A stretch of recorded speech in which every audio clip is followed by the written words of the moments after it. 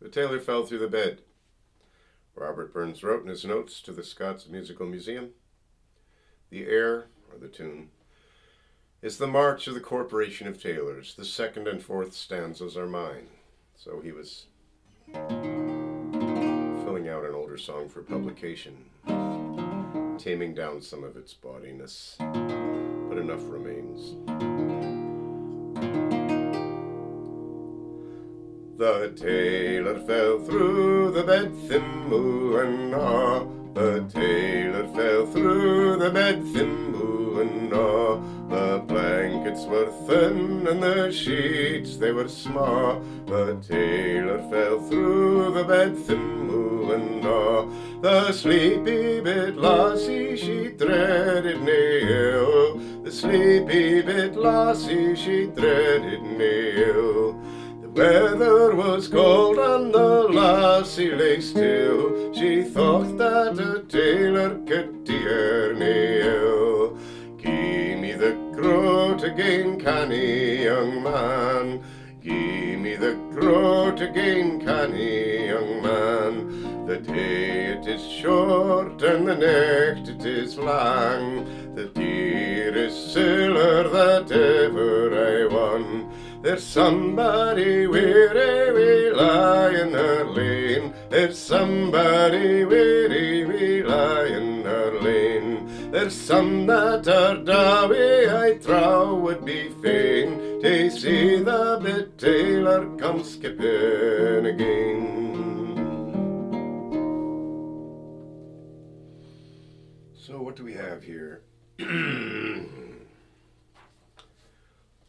In the hasty manuscript, which is Burns's handwriting of his submissions to the Scots Musical Museum, this lyric, we don't have that submission, but it was written on the back of another song. And it's, Gie me my groat again, canny young man. The night it is short and the day it is lang. It's a dear one tippence to lie wi' a man. It's a dear one tuppence to lie with a man. This is clearly a sex worker.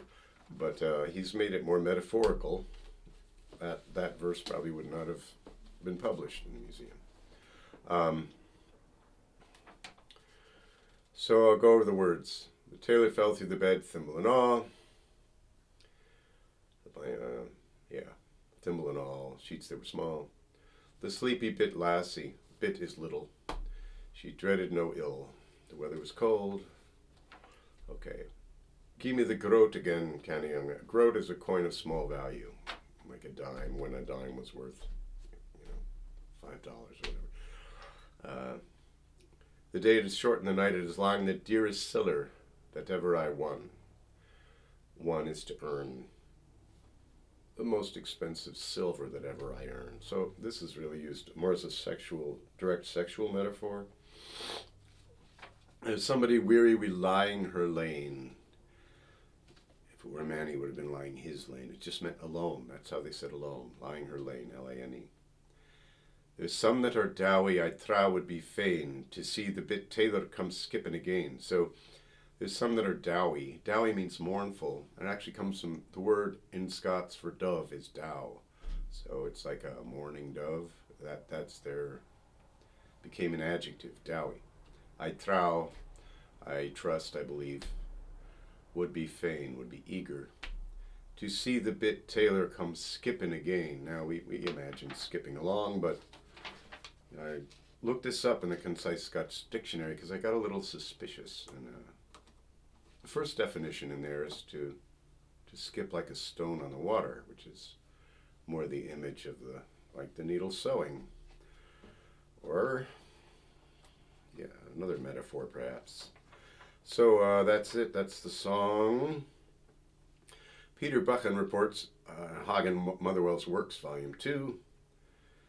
He was a collector of oral tradition music, and it was collected after Burns published this, but he was connected to old singers who had old songs. So the chorus of this song was taken from a very old one of the same name, which follows.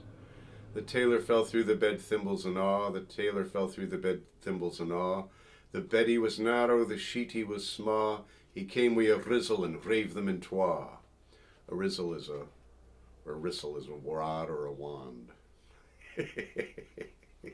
rave, to rave them into rip them in two. The Betty was tied frae head to feet, wi' ropes o' hay that were wondrous sweet, and by came the caffy and ate them awa.